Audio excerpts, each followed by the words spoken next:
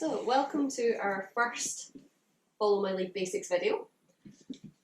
I want to talk to you about the process of mark and reward, which is what I talk a lot about with my clients. Not everybody knows what it means.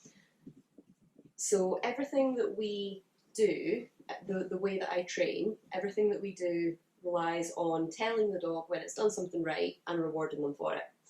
We've got Oliver helping us out today. Hey darling.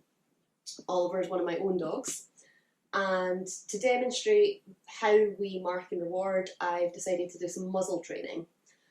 I've never had Oliver in a muzzle. He doesn't need one usually, but it's a really useful thing to teach your dog because you never know when you might need to muzzle them for veterinary reasons, to stop them from eating things and becoming sick, or if they develop reactivity or aggression later in life. You just don't know what's going to happen. So if you teach your dog to wear a muzzle calmly and to see that as a good thing, then you will avoid any kind of stress from that later on. Important things for this training session. Oliver is free to leave if he wants. Oliver does not have to stick around and work on this. If he gets tired or if he gets distressed, he can just move away, and I am not forcing him to stay. I'm not forcing him to engage with this. I like to use the yoga mat for things like this because it's a very clearly defined space. You can do the same with a towel or any, a rug, anything with defined boundaries.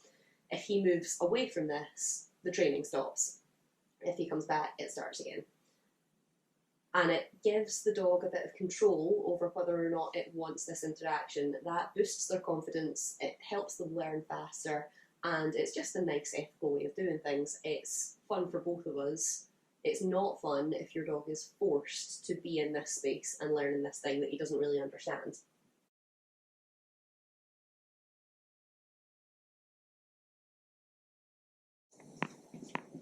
For the mark and reward, you want to acknowledge the second that your dog does the thing that you want. So if you're teaching a sit, it could be when the bottom touches the floor. If it's a touch, it could be when the nose touches the middle of the hand. For us to begin with, it's going to be Oliver interacting with the muzzle in any way is the thing that we're going to mark. If you use a clicker, you click the clicker, but if you're using a word, which is what I do most of the time because it's easier, you might use yes or yep or anything that you can do in that moment that is snappy and your dog understands. So for us, something that we already know is touch. Yes.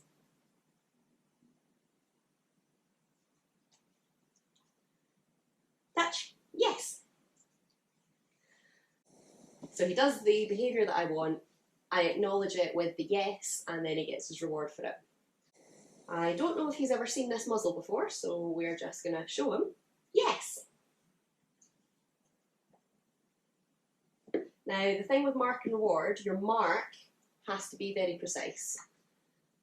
Your reward can follow up after a few seconds. So that's the whole point. The reason that we mark is so that if you're faffing about with treat pouches and leads or you're out with a lot of distractions, it doesn't matter if it takes a second to deliver the treat because you've given the yes and he understands that that means he's done it right. Yes. Looked at the muzzle, gets his bit of chicken. Yes. Yes. Yes. I'm putting the food on the ground now so that he is moving away from the muzzle, disengaging with it, and then moving back. Common mistake, don't reach into the treat pouch preemptively. Don't touch your treat pouch until you're actually getting the reward out for them, because if I move my hand to the pouch, he's going to notice. And he's going to try and work out what to do to get that reward. We don't want him engaging with the treat pouch. We want him engaging with the exercise. Yes.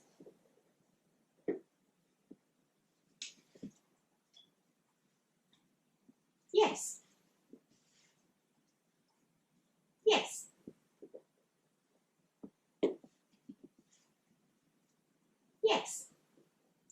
So he's repeatedly going for the buckle at the side. That's okay, we don't need him to be putting his face right in it right now. But I do want to start moving him more towards the middle of the muzzle. Yes! We are going to change the criteria now. We're going to ask him to put his nose further into the muzzle. We're going to start rewarding him in the muzzle instead of rewarding him on the ground.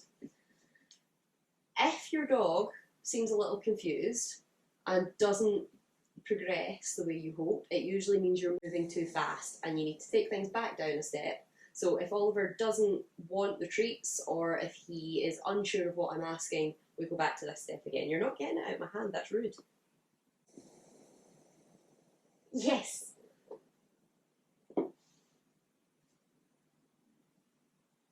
Yes.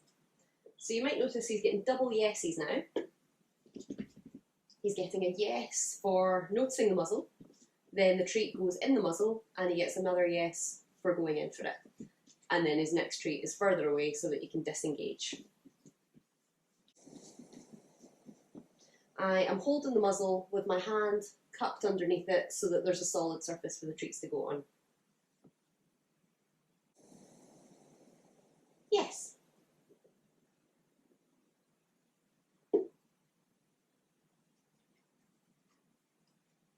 This time, we're going to ask him for nose in the muzzle, nice and simple the way we have been, and then I'm going to start offering the muzzle in different places rather than directly in front of me every time. That's a good way of making sure that they do actually understand that the reward is for nose in muzzle and not nose in muzzle when it's held at this angle. It's funny how they make the associations sometimes. It's why when you ask your dog to sit, they will almost always sit in front of you, facing you, because that's how you've taught them. You need to actively show them how to sit facing away from you or sit if you're sitting. Those are things that they don't necessarily do automatically. What do you think? Will we get started again? Feet on mat says yes.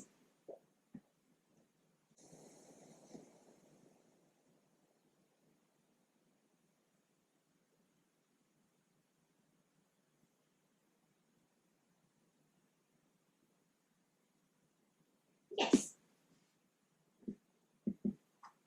You see how to think about that there.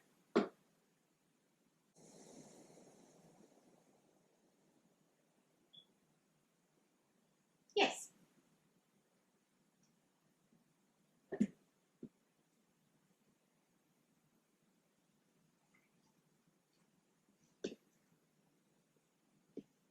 Yes. So we've proofed the concept that you can do it regardless of where I'm holding the muzzle. We'll put it up here. Yes! Clever boy! We're going to take a break.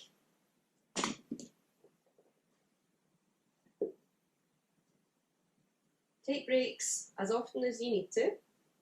Either for, if you need a break, take a break, but take breaks every 5 minutes or so for your dog as well, because this is a lot for their brains.